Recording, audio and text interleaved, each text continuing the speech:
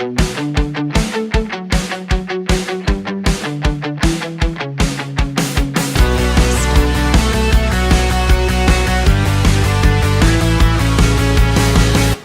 up, YouTube?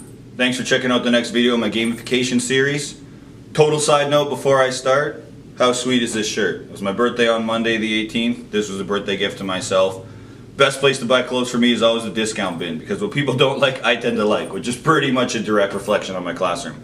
But anyway, back to it. Looking at here, we're going to talk today about designing gamified work.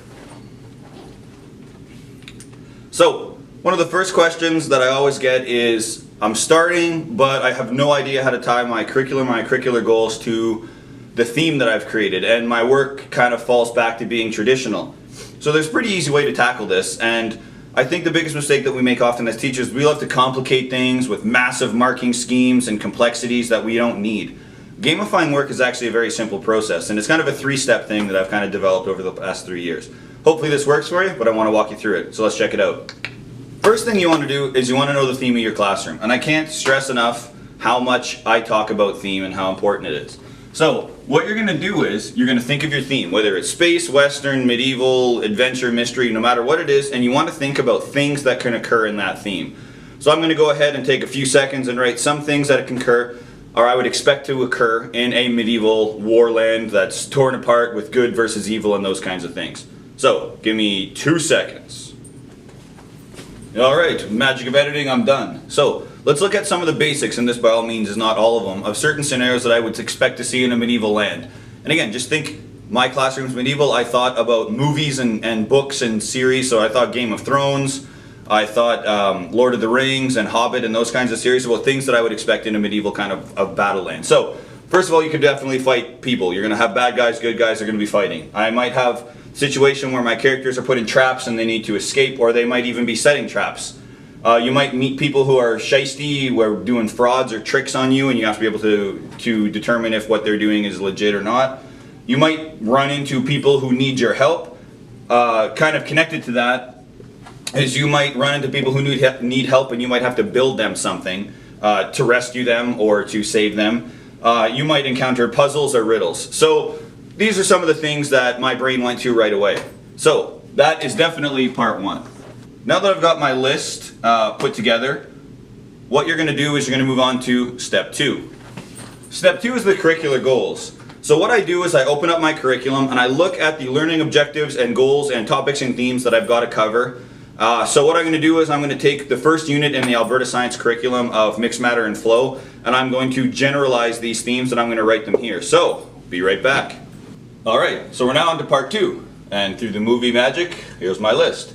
So again, these aren't the exact curricular goals or, as stated in Alberta's curriculum, but in general, what I got to do is I got to make sure, and this again is not all of them, I have to make sure that kids understand WHMIS and lab safety, and that includes your symbols and your shapes and things like that. They have to know the difference between pure substance and mixture, as well as the subcategories of mixture like colloid, suspension, and those things. They have to understand density versus viscosity and the relationship between the two and how they can affect each other.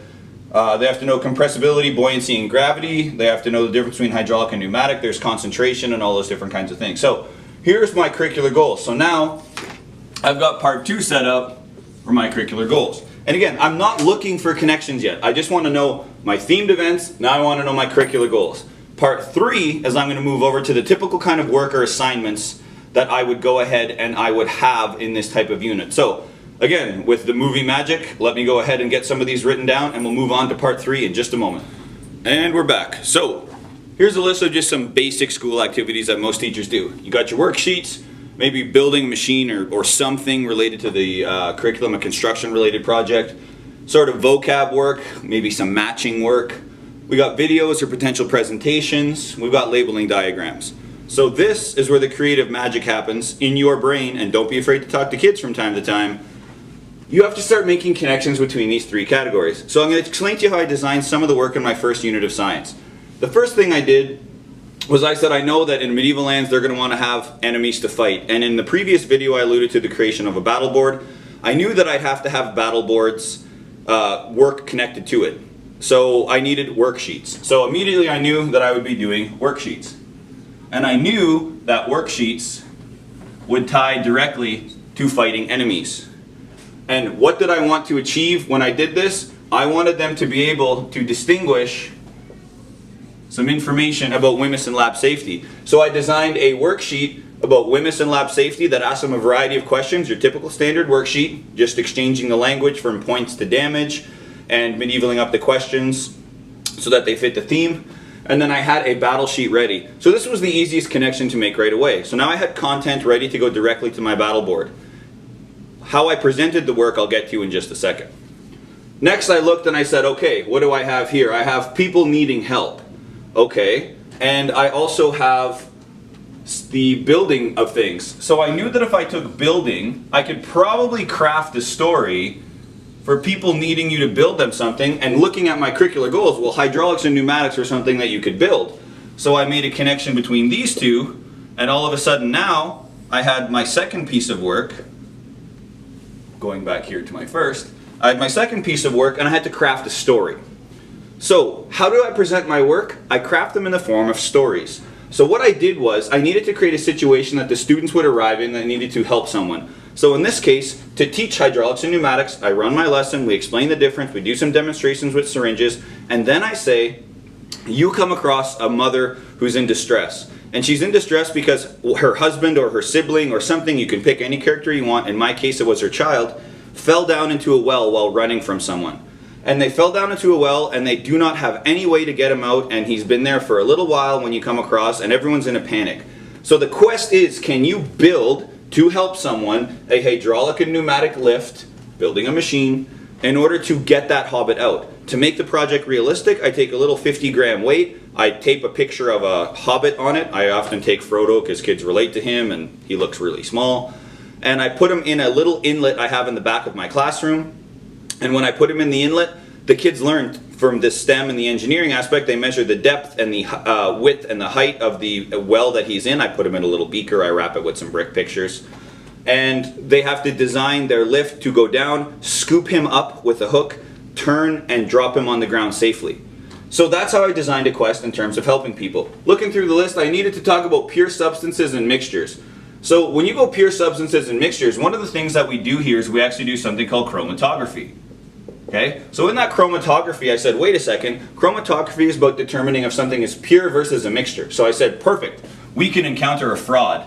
So we are going to go ahead and take the idea of a video, and I'm going to connect the video to proving a fraudster is wrong. So in that case, they come across a magician who's hounding them, so they finally turn and they say, what do you want? Why are you chasing us around? He's all shisty looking with the old fingers and cross eyes.